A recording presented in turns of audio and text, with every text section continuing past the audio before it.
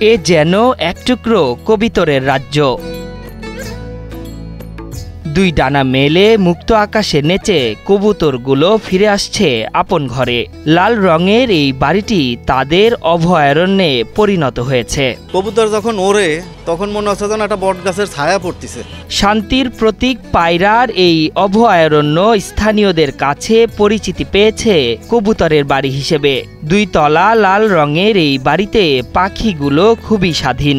ইচ্ছে হলে চলে যায়, আবার ইচ্ছে হলেই তারা ফিরে আসে। কখনো বসে থাকে ছাদের কার্নিশে কিংবা বৈদ্যুতিক কেবলে। বাটম মোবাইলে কয়েকবার ছবি ওঠা নিয়ে আছে, মানে আপনার ওই যে তারের পারে বসে।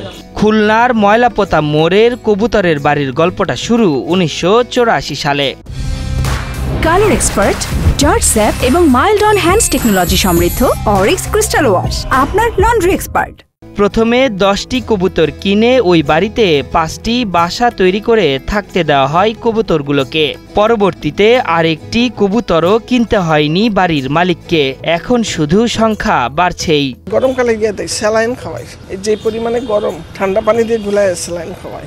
এই বাড়ির বেশ কিছুটা দূর থেকেই শোনা যায় কবুতরের বাকবাকুম। পাখিগুলো মানুষের কাছে যায়, থাকে স্বাভাবিক ভঙ্গিতে।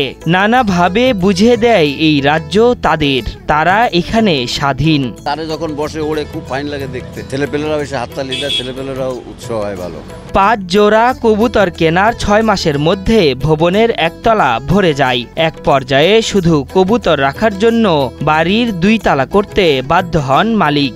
বর্তমানে পুরো বাড়ির সব ঘরে এখন কবুতর থাকে। বাড়ির পক্ষ থেকেই কবুতরের খাবার জোগাড় করা হয়। ধান দেই না, ধান ওই খাইলে হয় কি বাচ্চাদের ঠোঁটে, ওরা তো মুখ দিয়ে খায়, তখন ওদের গলা খায় ছিলে যায়, এই জন্য ধান খাইতে দিই না। আমি গম দেই, সরষা দেই, শীতকালীন সরষা। গরমকালে দিতে হবে না, গরমকালে দিলে মারা যাবে। প্রকৃতির বৈরিতায় কখনো এলোমেলো হয়নি খুলনার কবুতর বাড়ি। তবে কিছু দুষ্ট লোক মাঝে মধ্যে বিরক্ত করার চেষ্টা করে কবুতরগুলোকে। এ কথা জানার পর কবুতরের নিরাপত্তা বাড়ানো হয়েছে। আশরাফুল ইসলাম, 71।